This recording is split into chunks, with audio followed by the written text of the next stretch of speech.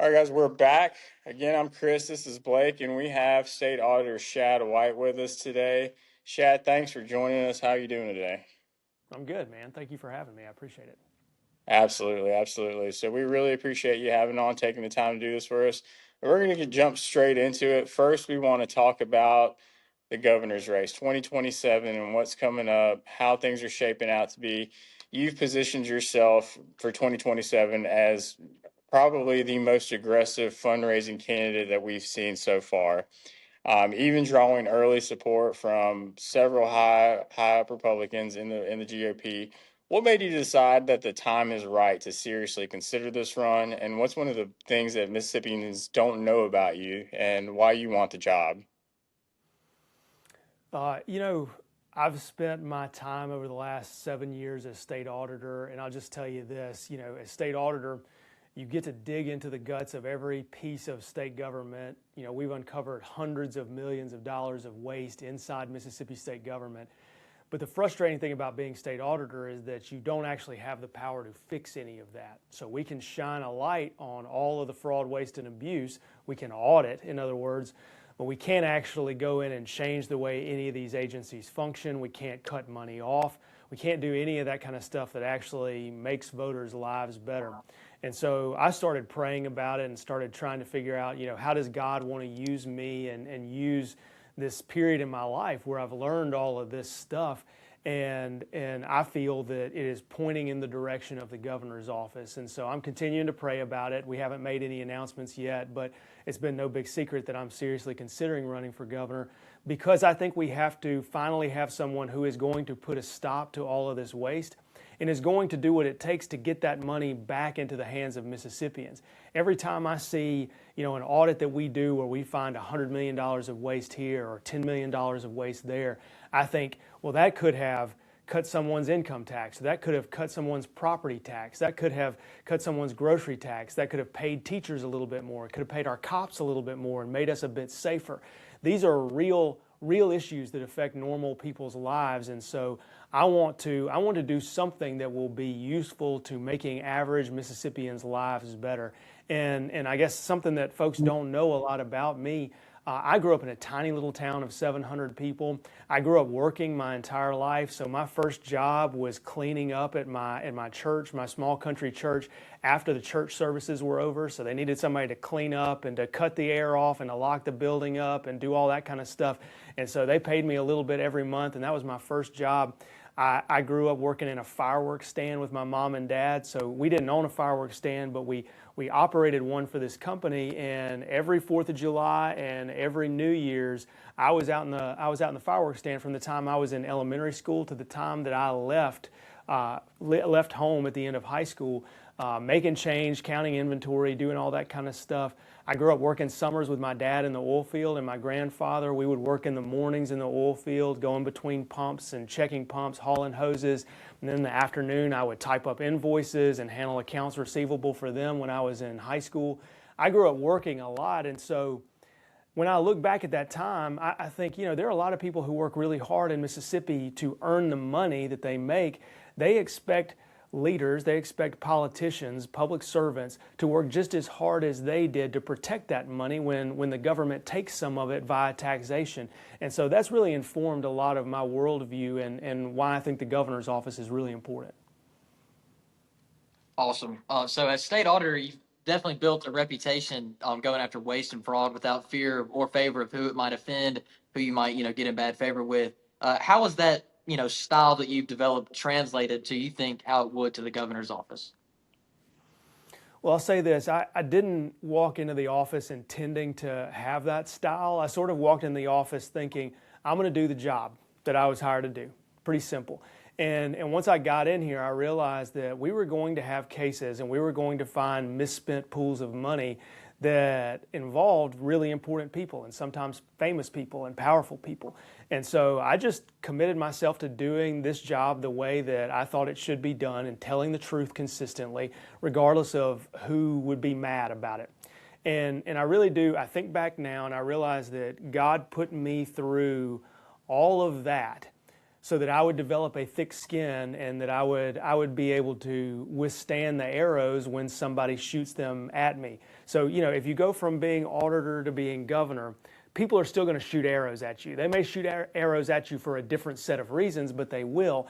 And I have this belief that we can get a lot done. A governor could get a lot done, for example, if they are willing to have courage and if they're willing to stand up for what they believe in. And so to the extent that that is my style now, I guess I'm going to take that with me wherever I go. Yeah, and tip of the hat to you for that because it's definitely tough, especially doing the right thing is just not always popular. You mentioned arrows coming at you, a lot of hot topics right now. You recently released kind of some legislative priorities for 2026, one of which was including making illegal immigration a state crime. What are probably the two or three top issues you campaign on for 2027, and kind of how do they tie back to some of the audits that you've recently worked on?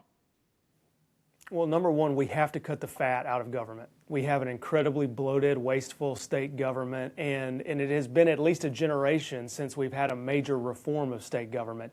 So we've got to use everything that I've learned in the auditor's office to cut the fat out of government, cut the waste, have a Doge-style project right off the bat, get the fat out of the system, and then use that money to make people's lives better, whether that's an income tax cut, or a property tax cut or whatever it may be. So I think that's priority number one. Priority number two really is making sure that the systems in our state government that are supposed to benefit people are not captured by some crazy woke agenda, but are actually making our economy better. And I'll give you a clear example. Our university system, I think, does not do a good job of preparing students for careers that actually exist here in the state of Mississippi. If you look at it, we spend as much, for taxpayers, we spend as much educating an anthropology major or a gender studies program specialist as we do a mechanical engineer or an accountant. This makes no sense. This totally defies common sense. And so what we need to do is we need to go in and we need to change how we fund our universities. We need to get DEI out of our universities, and we need them to be laser focused on producing graduates that can actually get a real job here in Mississippi.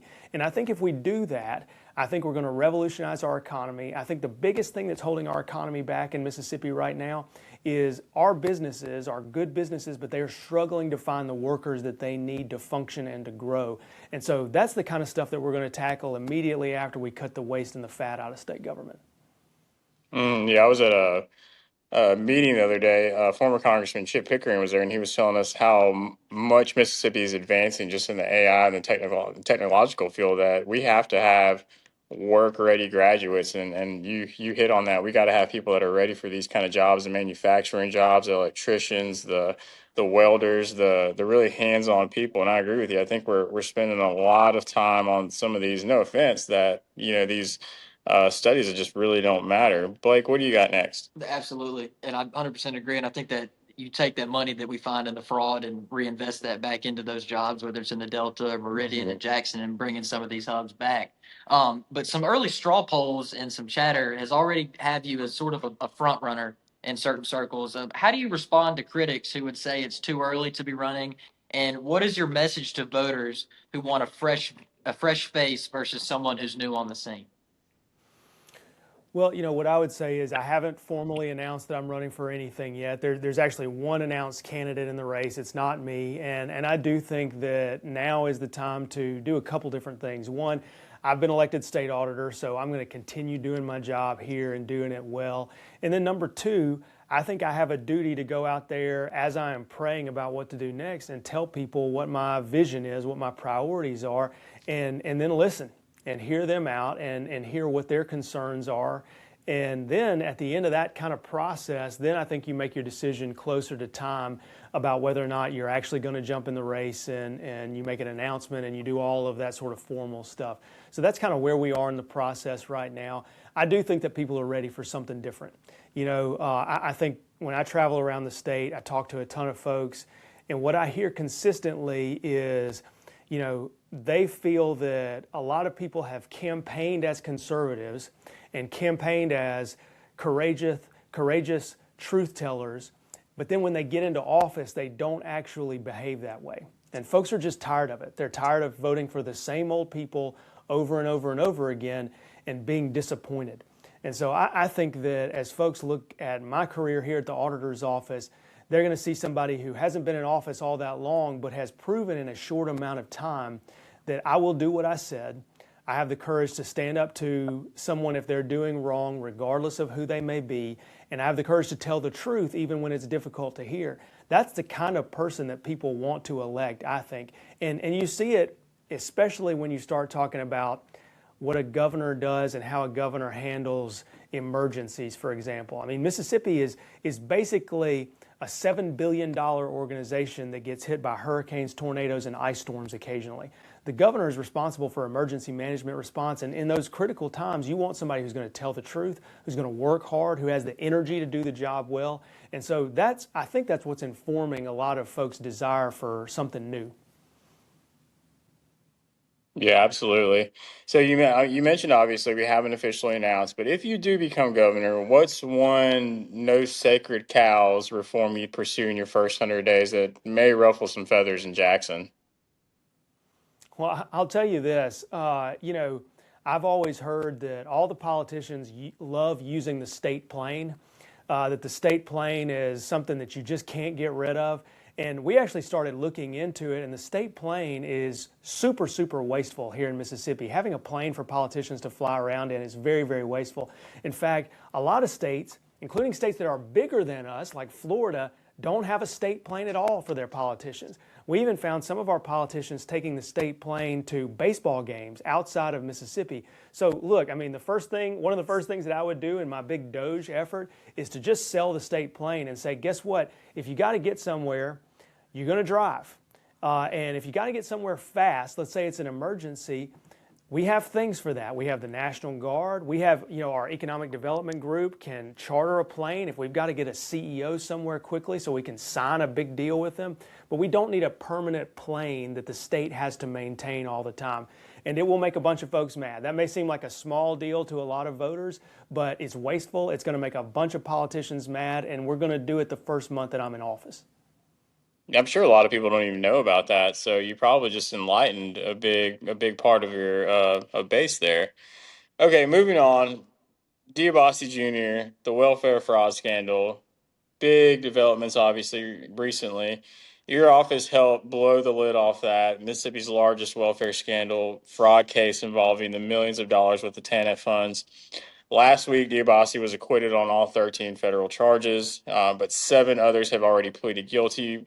I read one of your posts kind of on an immediate reaction, but just in your own words, what was your immediate reaction to the verdict, and does it change anything about how you view that case? Yeah, it doesn't really change anything about how I view the case. I'll say this just as kind of background. Back in 2019 and early 2020, my office discovered through an investigation and through an audit that about $100 million of welfare money had been misspent. And as a result, we took our findings to a prosecutor. Now, people have to understand in the auditor's office, we don't get to prosecute anybody. We dig up the facts and we take them to a prosecutor. Prosecutors decide who to charge with a crime. They charge what crimes to charge. And then on top of that, they conduct the trial. So what we do is we dig up the facts, we turn it over. Fast forward a few years, and what has happened in the last few years is that 7 people have pleaded guilty. So they've acknowledged that they are guilty of crimes related to everything that happened. And one person pleaded not guilty. That was Teddy DiBiase Jr. The federal prosecutors who had investigated and worked that case, they decided to go ahead and go to trial and take him to trial. And as you said, he was found not guilty on 13 charges. So what I would say is this. When you see something like that happen in criminal court, you have to remember that that's only one sort of piece of the accountability that can happen to a person. Completely separate from that, the state, meaning the state's Department of Human Services, is suing a whole bunch of people in civil court to try to get all of this money back. So all told, Teddy DiBiase Jr. Ended up with a little less than $3 million of welfare money, and so he's going to have to probably go back into court in a civil court and argue for why he should not be forced to pay that money back. So it really isn't the end of this entire matter. There are people who are going to go to jail as a result of this case, and it doesn't change my perception of what happened here, because my perception is very simple. A bunch of welfare money that was intended for the poorest people in Mississippi was wasted and it was misspent, and the victims here, the taxpayers, deserve to have some accountability at the end of it. Yeah, I'm glad you mentioned that because I think it was made to be such a big deal in the media that when he was acquitted, it was kind of like, oh, this is over. The whole case didn't matter. This was just a waste of time. And that's not the case at all. Yeah, definitely. You've answered our next question, so we'll move on to the next one. So, like you were saying, this scandal involved, multiple nonprofits, celebrities, high-level state officials. What do you think the systematic failures in oversight were there that your audit exposed, and what reforms have been in place or still need to be put in place so that something like this doesn't happen again in Mississippi? It's a great question. I think the systematic flaws are really nationwide. They're not just in Mississippi, they're everywhere across the country. And it all stems from this fact. The federal government gives a bunch of money to states, and then states often take that money and they give it out to third parties, meaning like nonprofits or child care centers, sometimes for-profit businesses. And once you give that money to a third party, there is very little oversight about what that third party does with it. And so, I highlighted this as a key structural weakness in how these big programs work, and actually got invited to testify before Congress in Washington, D.C. A few years ago. And I told them about these systemic weaknesses. And I'd never testified before Congress before. You sit up there at this long table and you're staring at this camera and you're staring at all the members of Congress up on the dais. And as I was describing it, I realized, like, this is a good thing that they're listening to it, but I'm not sure that they're actually hearing me. And fast forward a few years, again, to answer your question, Blake, what has been done by Congress to fix this systemic weakness? Well, the answer is absolutely nothing. I mean, Congress has done what it typically does in these situations, which is completely ignore the problem. And so now we turn on our TV screens and we can look up at states like Minnesota and California and other places where very similar kinds of fraud is happening. Now, certainly in Minnesota, it's much bigger than what happened here in Mississippi, but I can't help but think that all of this would have been preventable if they had just actually acted, if Congress had actually acted. So, look, I'll say this, I think the Trump administration takes this very, very seriously. I think they're doing an incredible job focusing on the fraud. In fact, I met a couple of weeks ago in Washington, D.C., with a key member of the vice president's team to talk about their anti-fraud efforts. I think this administration is telling the truth when they say we're going to crack down on this. So I'm actually optimistic about what we'll see here in the future. Absolutely, and the Trump administration has said this, and you've repeatedly said this. You get rid of that fraud. Not only can we work towards a balanced budget, but the government can start to use that money on stuff that actually stimulates our economy and starts to bring some of our lower income areas back to what they used to be.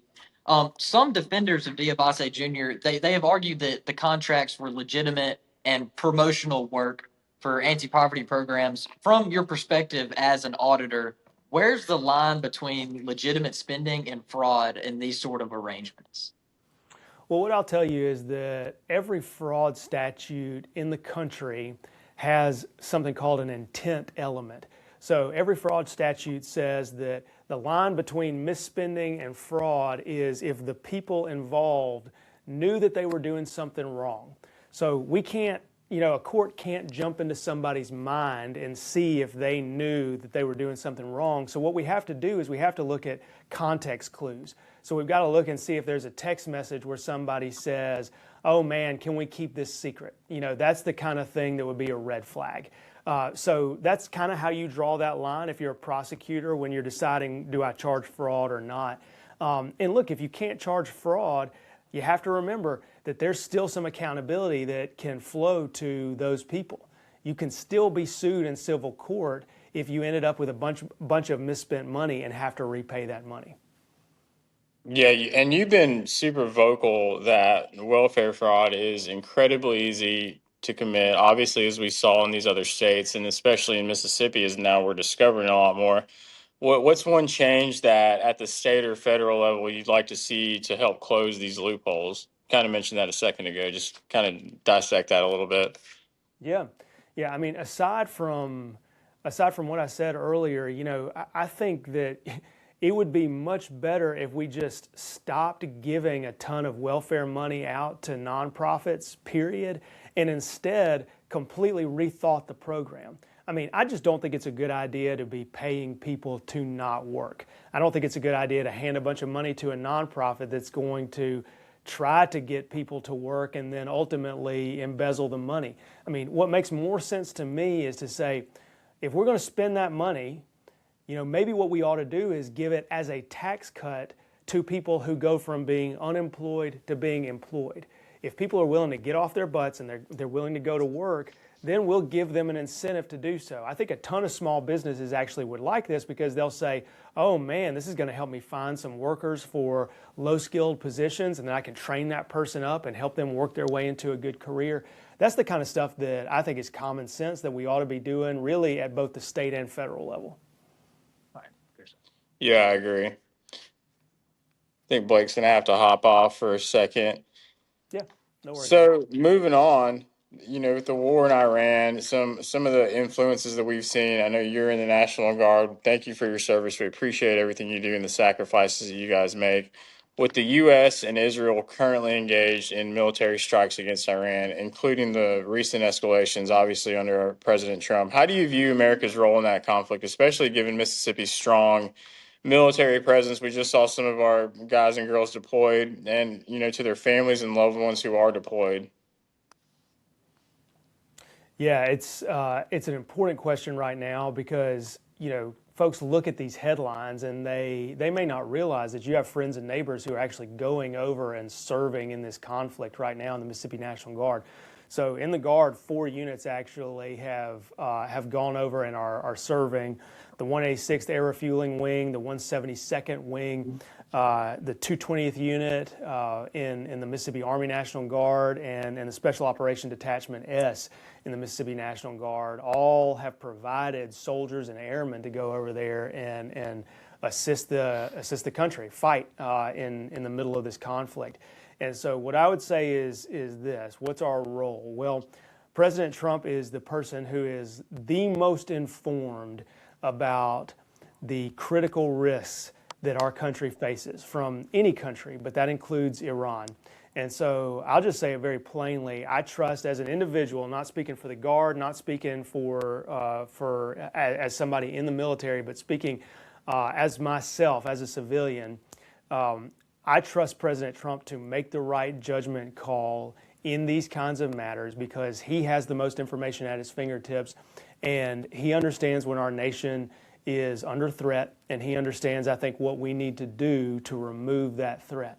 The real questions that remain now are, how do we, as a country, how do we resolve this conflict? And of course, what you hear from President Trump, which is accurate, is that Iran has this sort of stranglehold over the Strait of Hormuz, and they're trying to use that as leverage to get a favorable outcome out of this entire conflict. And I just think that the president has proven repeatedly that he has resolve, that he is going to be firm, and that the end result of this entire conflict is going to be a United States which is safer and a region which is safer and faces less of a threat from a dangerous actor like Iran.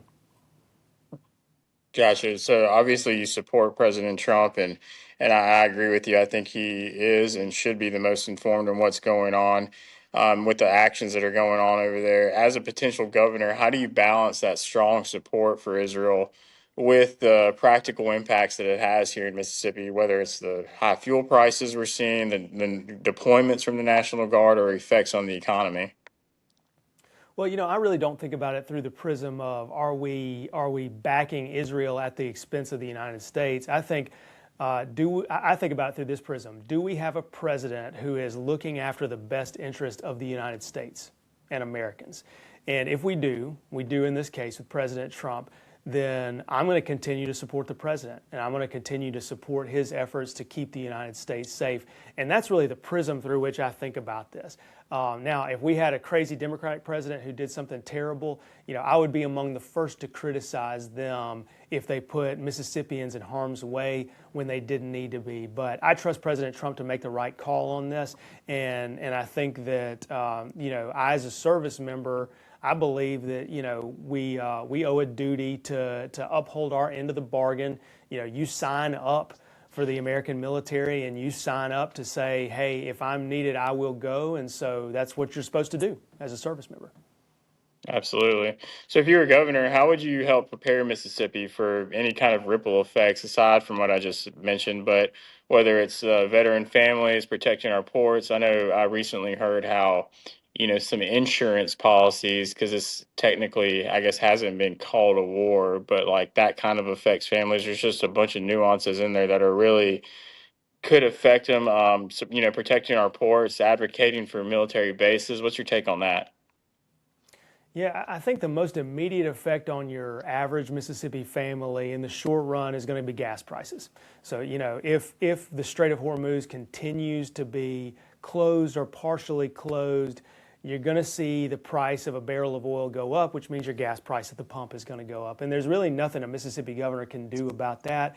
But what you can do is be cognizant of it, and you can try to save folks money in other ways. So, for example, again, like if you get serious about cutting the waste out of state government and you give folks a property tax cut or an income tax cut, that's going to help them get through these tough times when gas prices tick up a little bit. That's the kind of thing that I would think about if I were governor in the middle of a conflict.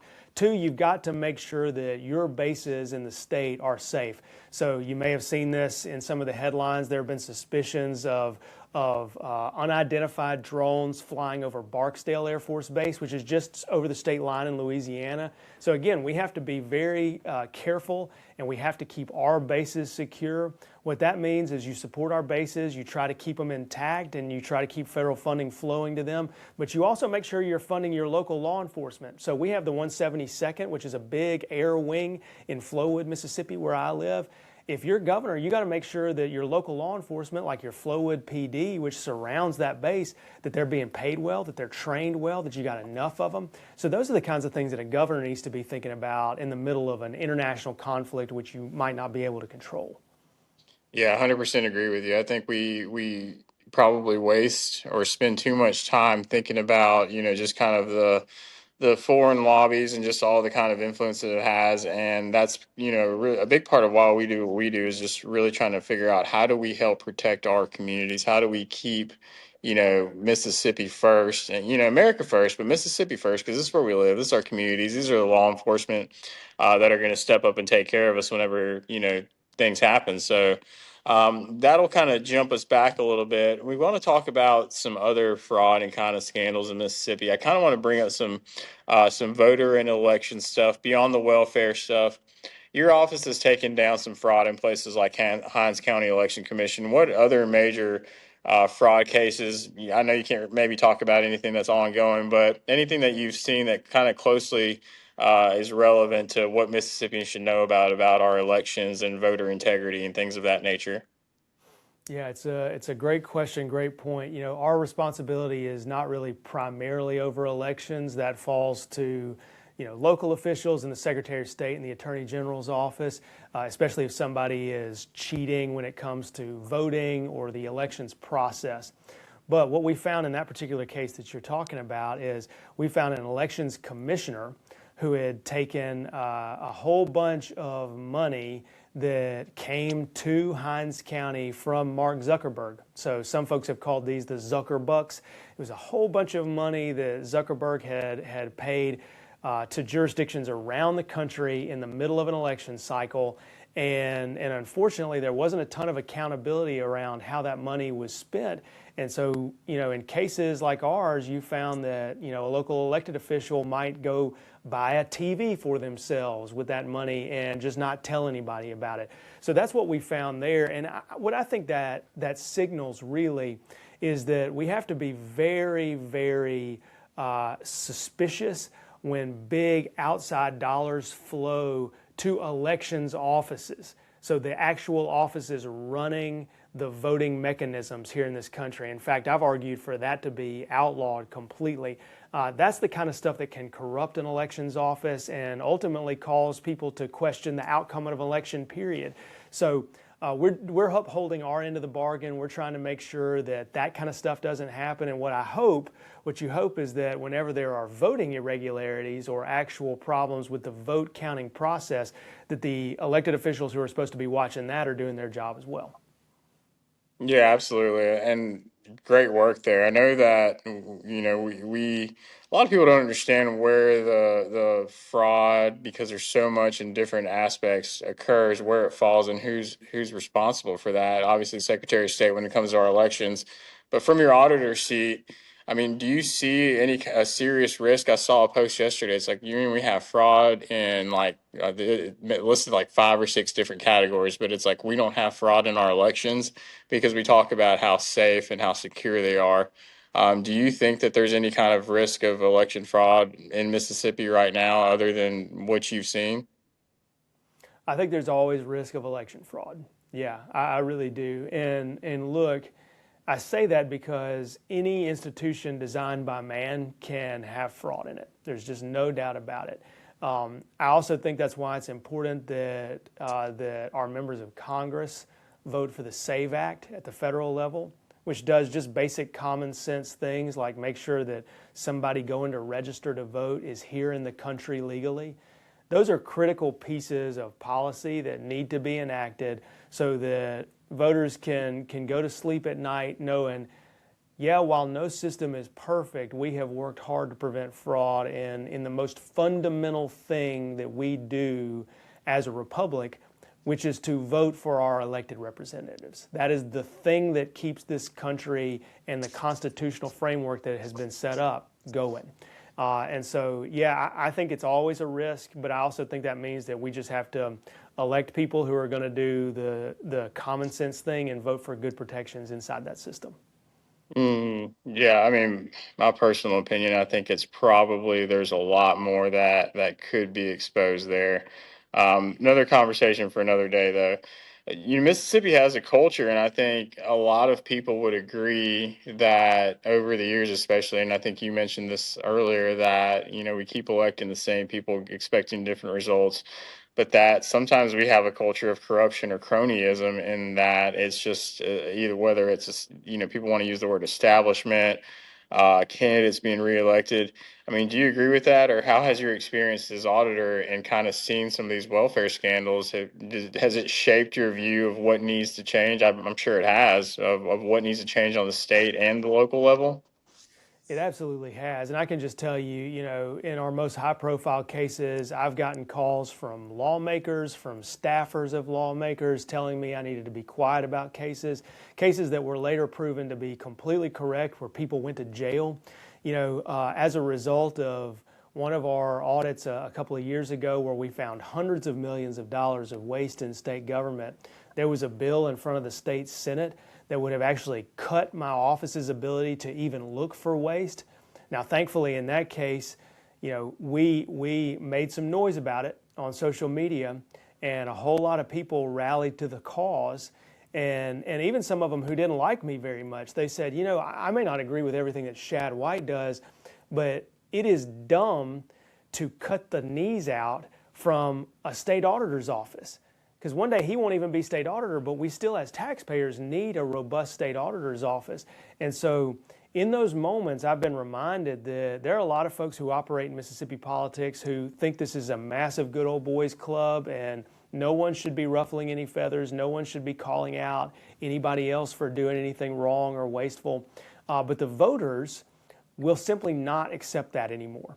And I think when the voters stand up and they fight back, like what they did when this bill came up to gut our office, or another bill that came up that would have restricted our budget so much so that we would have had to fire some auditors. People stood up, they made noise, and all of those pieces of legislation attacking the state auditor's office have all died, which showed me that if we stand up together, we're going to win these battles. It's just a very clear battle line that's been drawn in the sand between normal, hardworking taxpayers and some of the folks who are making decisions sometimes in Jackson. Yeah, that blew my mind when I heard about that, and it's like, how do you say I'm doing something wrong without saying I'm doing something wrong? And it's literally saying take away your ability to provide some accountability to what's going on in Jackson. I'm proud of you for that. I again tip my hat to you for that, because I mean, it's just it blows my mind that they would even have the audacity to say, "Let's take away some of our auditors' power." Like you said earlier, I mean, when and it's man made, there's a possibility of corruption, and for somebody not to want any kind of accountability, just kind of screams, "Hey, we don't want you looking at our stuff because we're probably not doing something we should be." All right, we're gonna take a left turn here. Um, the Epstein files. We're gonna talk about this just for a second, just because it's so. There's so much out there about this. Everything that's been released, it's kind of been coming out in waves. I've talked to a scholar recently, Professor Clements, about it, and just kind of how people across politics and business and entertainment have kind of got entwined in it. And as someone whose job is rooting out a lot of this, upper level corruption and holding powerful people accountable, what's your reaction to just what's come out so far? To be honest with you, you've probably followed it a lot closer than I have. I have not followed the day to day of what's come out and what hasn't come out. As just a normal person, when you kind of casually read the headlines, of course you want all of this information out there, and you want to make sure that anybody who's a victim has been heard, and that anybody who's done wrong has been held accountable. As somebody who's kind of spinning 4 or 5 different plates every single day, I've got my state auditor career, and I've got National Guard, and I've got 3 kids at home. This is not actually a story that I've been spending a lot of time diving into. But I will say this, I think that over time, God wills that the truth comes out. And so eventually all of that gets made known. And what I hope for as a country and as an American is that at the end of the day, we leave this whole process, and we leave this term for this president believing that we have made progress as a country and that things are going well. And so I pray for the truth to come out. I pray for a strong leader for our country every single day, and I'm going to keep doing that, as long as I'm an American and can keep supporting our country. Yeah, it has. I'll admit I don't follow it a whole lot, but it's just something that constantly comes up, and I think because most people want that kind of, I don't want to just call it drama for drama. The things that have come out and have been uncovered are obviously horrible, but people are wondering, what kind of, if anything, has touched our state or our political class.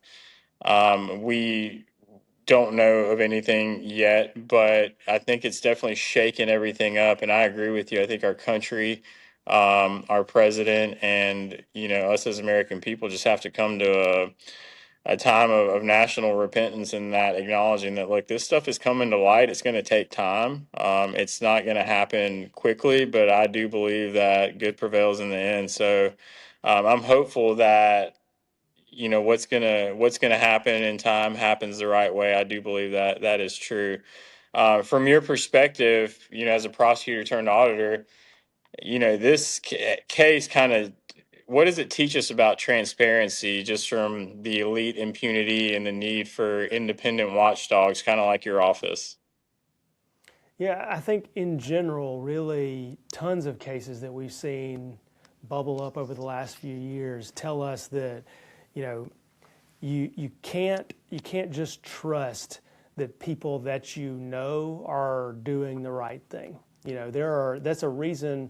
Those are reasons why we have mechanisms in place to make sure that money is spent the right way, that people are following the law.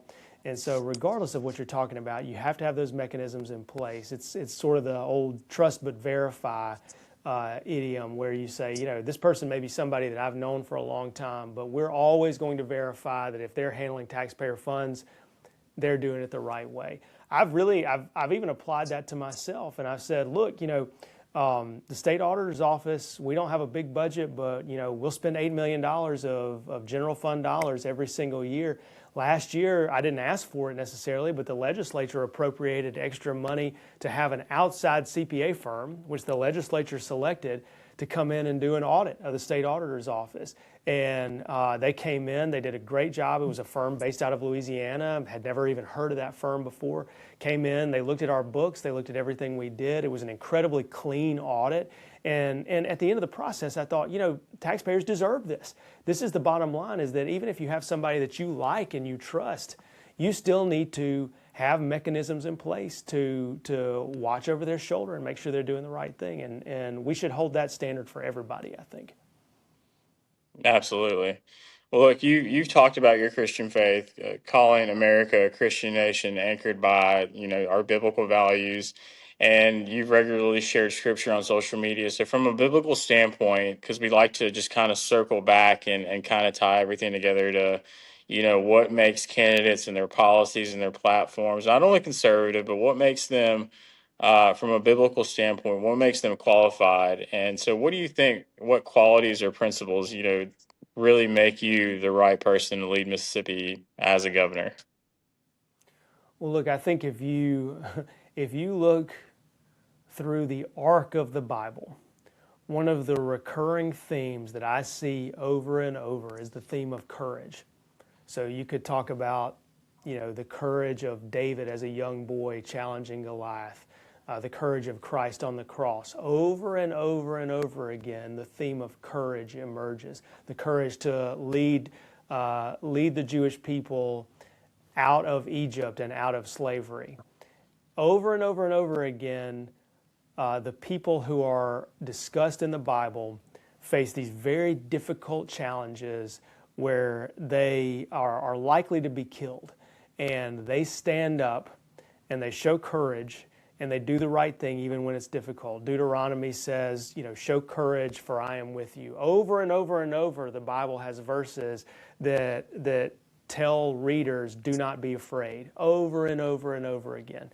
And so I try to apply that maxim to my own life.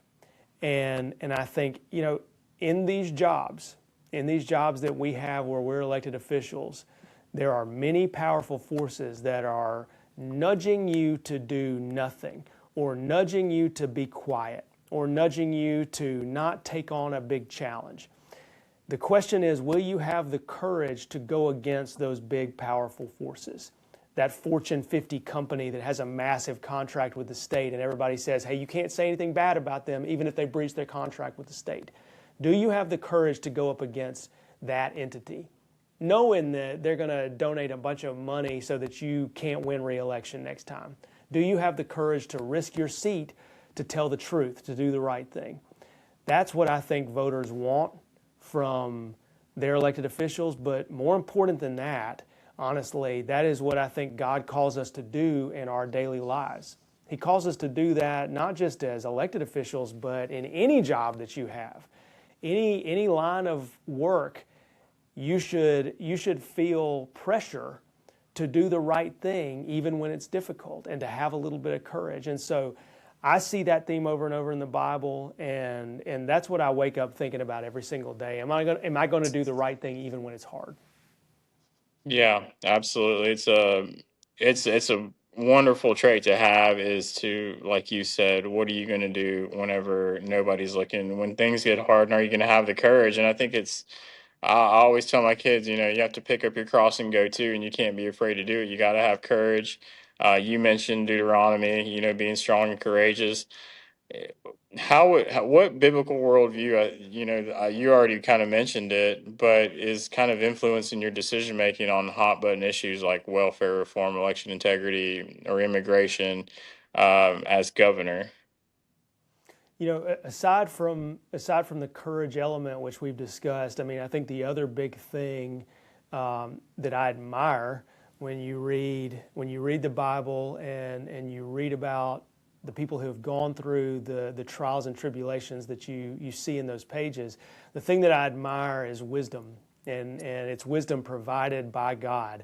When Solomon says, "Lord, help me to separate good from evil," That's, I think, one of the most powerful prayers you can pray as somebody in a decision-making position. So I won't pretend to have every answer to every policy problem. I do my homework, I work hard, I try to get to the root of any big issue and find the solution, because I think that's what I'm paid to do as state auditor and what I'll be paid to do in any position that I go into.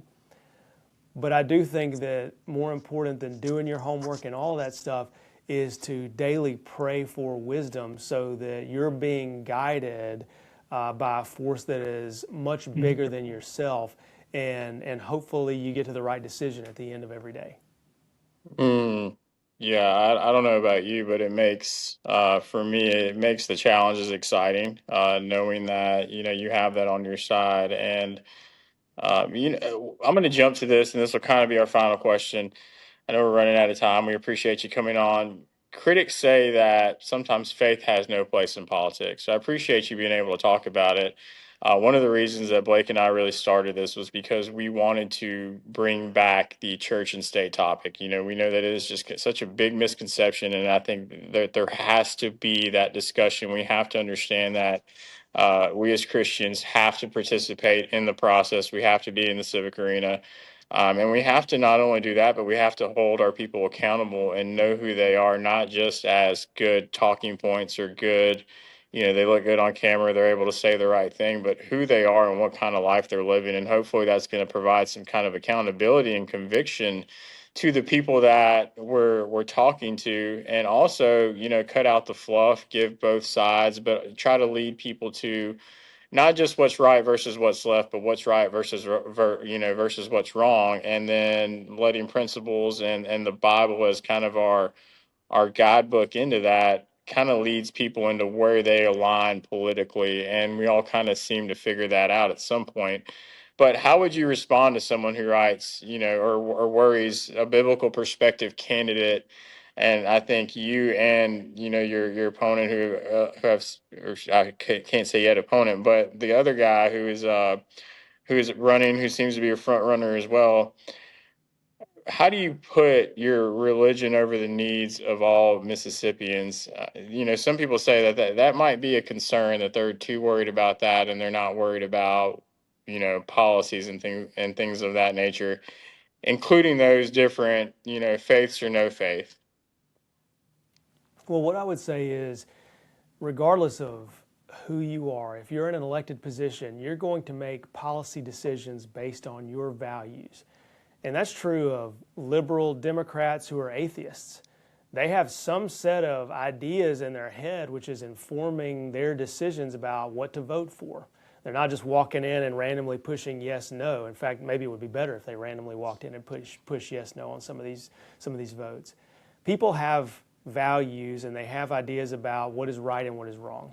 And as a Christian, my values and my beliefs about what is right and what is wrong are dictated by Christ's teachings in the Bible.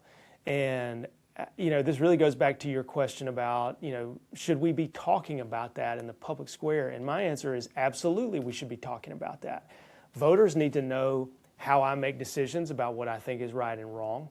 They deserve to know the basis for how I think about all of those kinds of questions.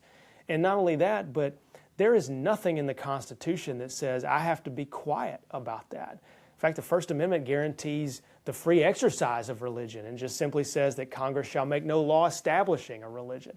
So I think voters need to hear that from us. And I think we as Christians who are in public life, we have a duty to stand up and tell people the teachings of Christ inform what I do every single day. And if somebody believes that, oh, well, your religion is going to supersede, my preferences on policy, no, what I would say is my values informed by Christ's teachings are going to help me make good determinations about the best policy for people, how to treat people fairly, how to do the right thing even when it's hard. All of those things that we've been talking about. So I think Christians just have to be bold, and we have to be forthright. We have to say what we believe, and we have to put feet to our prayers. We have to actually go to work, and we have to try to make, do our jobs well, even in the face of opposition. Awesome. I love it, man. Well, look, that was it. I appreciate you coming on. Thank you for taking the time. We're going to post this to our Merge Mississippi podcast. Over 30,000 people are going to see this. We're also going to put it on our social media, and hopefully, we're gonna help spread the message and get you some more traction, man. Everything that you're doing, everything that you've done, I truly appreciate it. I commend you for it. If we can be of any assistance to you, you know where to find us. So thank you again for coming on and taking the time. God bless you. God bless your family. And this is Mississippi State Auditor Shad White with us today. Thanks, Shad. Thanks, brother. Appreciate you. Take care. God bless. God bless.